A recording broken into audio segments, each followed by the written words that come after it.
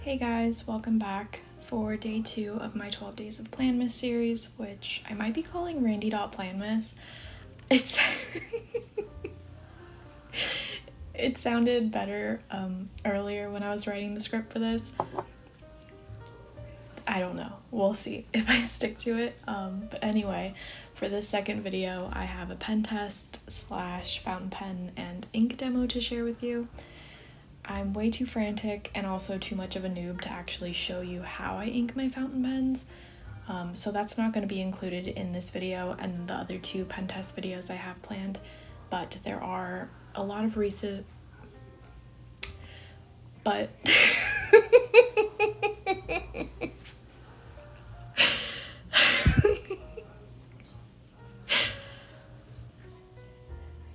but there are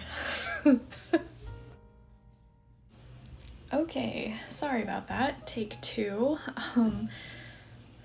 Gotta laugh at yourself sometimes. Anyway, for day 2 of my 12 Days of Planmas series, this is going to be a pen test.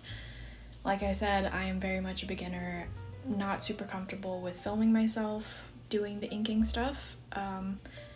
But there are a lot of resources on YouTube if you need help with that sort of thing. These pen test videos, because I have 2 more coming up, they're just going to be me writing in a Leuchtturm notebook with a fountain pen. I think posting about fountain pens, or really posting about anything on the internet these days, seems to give people the green light to throw out any kind of comment as a response. I know my videos mostly appeal to planner people, so I just want to take a moment to say hi, acknowledge you, and thank you for being here. So hi, thanks for being here. And I want to let you know that there are no dumb questions. If you have any, if you want to leave a question down in the comments down below, people will try to tell you that there's a right and a wrong way to do the whole fountain pen thing, but I'm not here to try to enforce anything. You know, you can spend however much you want to spend on a pen. Don't let anyone make you feel bad about it. Buy whatever means of ink refillment, if that's even the word for it, that you're comfortable with, whether those are disposable cartridges or converters of any kind. Post the pen, don't post the pen, like putting the cap on the back end.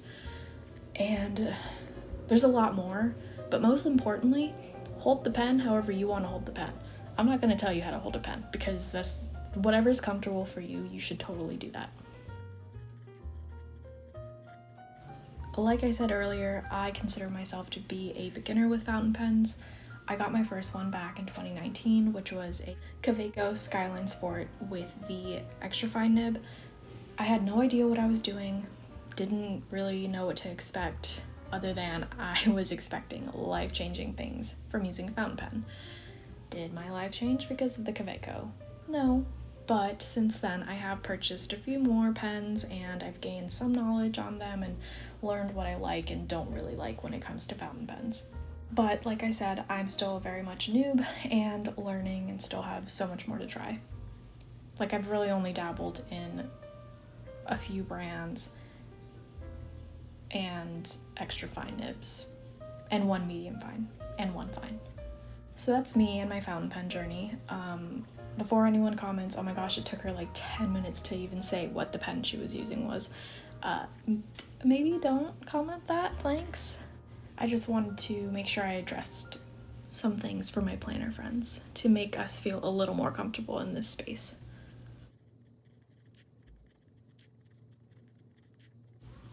Anyway, about this pen and ink combination.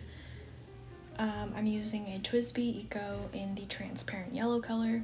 It has an extra fine nib and I've inked it with Diatramentis document ink in black. I purchased both of these things at jetpens.com and I'll link them both down below. I've owned both of these things since October, which isn't a very long time, but I've used them almost every single day since. I think I've experienced them enough to form a solid opinion on them, and that is that they are a really solid, reliable pair for, I think, any kind of writer. I personally write a lot every day, but it's like in the form of journaling and lists and things like that at my desk. But I think I would be comfortable writing with this pen if I were still a student taking notes.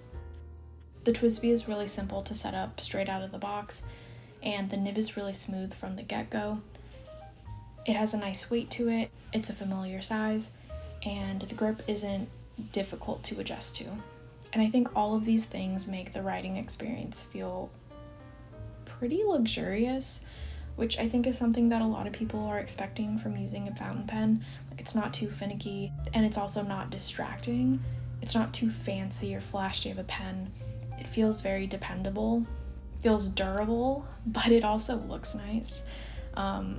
And this pen runs for about $35. For me, I think that's a really great price, and I've purchased a few other pens in this price range, but this is definitely one of the better ones and worth the money. Again, for me personally. And I can see how people have so many of these TWsbi Ecos and just TWsbis in general in their collections. As for the ink, I got the document ink per Lindsay from Lindsay Scribbles' recommendation of the archive ink, but the archive ink was out of stock at the time of purchasing. But from what I've heard, these inks perform just about the same. It's a nice bold ink, it dries quickly. I can use highlighter over it, which is why I've switched over to using fountain pen, because most of my gel pens could never.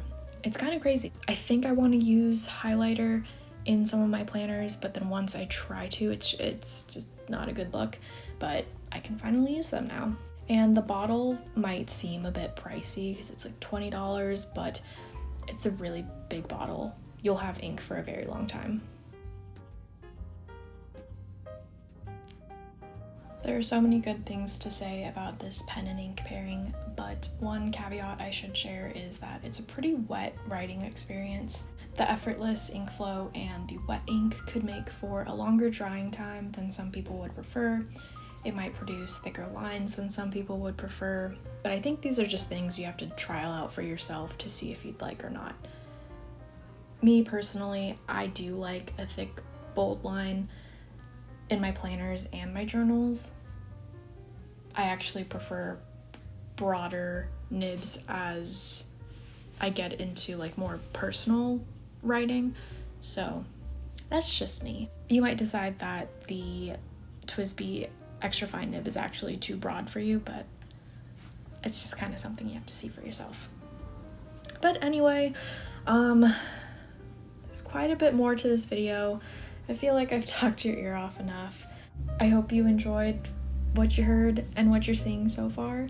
Let me know in the comments if you have used either of these things, the TWsbi Eco pen or the Diatramentis, and what is your favorite fountain pen pairing. I'd love to hear about it. So yeah, that's it for day 2, or at least the voiceover. Thank you so much for watching, and I will see you in the next video. Bye!